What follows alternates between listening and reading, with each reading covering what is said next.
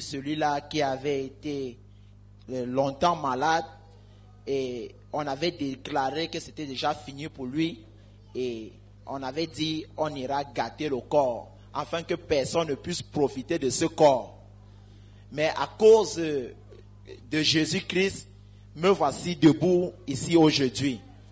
C'est pourquoi je voudrais dévoiler les œuvres des ténèbres qui ont été manifestées dans ma vie. Je me suis retrouvé à Mélon, dans un petit village à l'ouest, où on a fait des pratiques sur moi. Ce marabout avait travaillé sur moi à midi. Il a travaillé avec un canard, il a travaillé avec les œufs, il m'a brisé ses œufs sur la tête. Et bien après ça, il m'a amené dans les eaux. J'avais sacrifié, j'avais donné mon âme dans les eaux. Comment se sont passées les pratiques? Je me suis retrouvé au bord de l'eau avec une calebasse, d'où j'ai craché en grande quantité. Et en invoquant les esprits de ce marabout et les esprits de mes ancêtres qui sont morts depuis. Et bien après cela, j'ai jeté la calebasse dans l'eau. Et la calebasse a bouillonné. Et après quelques minutes, la calebasse est allée dans les eaux. Et la même nuit, quand je rentre à la maison, je me suis retrouvé dans un taxi. On voulait m'amener dans les eaux. Mais comme vous savez, Dieu lui-même dit, quand il choisit une personne, il le choisit avant sa naissance. Je n'ai pas pu accéder à ces eaux. Je me suis retrouvé au bord de l'eau. Mais vous savez, l'incantation avait déjà été préparée. Mais si aujourd'hui je suis en train de dévoiler ces choses, c'est parce que je voudrais mettre les œuvres des ténèbres à nu. J'ai subi toutes ces pratiques-là.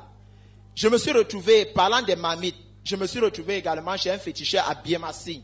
Après avoir élevé les canards à la maison, le nombre de personnes qui habitaient chez nous, c'est le nombre de personnes que le chien est venu dans la nuit. Il a tué les canards selon le nombre de personnes qui habitent dans la maison.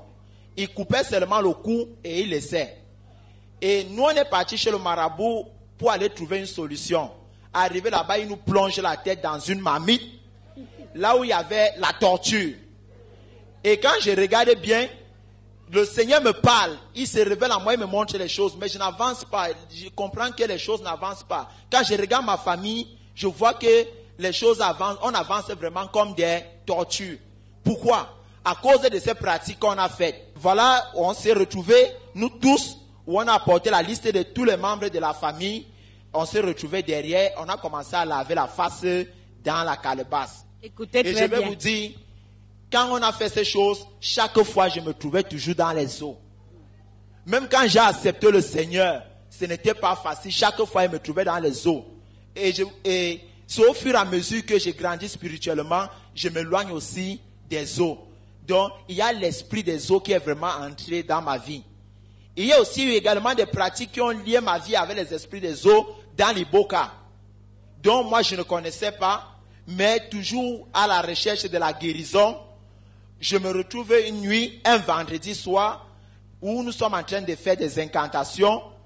Et ce monsieur voulait m'initier. Il me dit, il me met la poudre, il me dit d'aller me coucher. Cette nuit, je n'ai pas pu dormir. Et à 2 heures du matin, ce monsieur a commencé à appeler Mami Wata. Et au fur et à mesure qu'il appelait le nom de Mami Wata, il jouait à la guitare et à d'autres instruments. C'est par rapport à ce séminaire que je comprends que oui, on a vraiment embrassé cet esprit des eaux. Et vous savez, nous les côtiers, il y a ce reine-là, c'est chez nous. Et j'ai compris que ces choses avaient de l'impact dans ma vie. C'est pourquoi je voudrais dévoiler ces choses aujourd'hui, afin qu'elles perdent sa puissance. Parce que la parole de Dieu dit que lorsque quelque chose est dévoilé, elle n'a plus de puissance. Au nom de Jésus-Christ.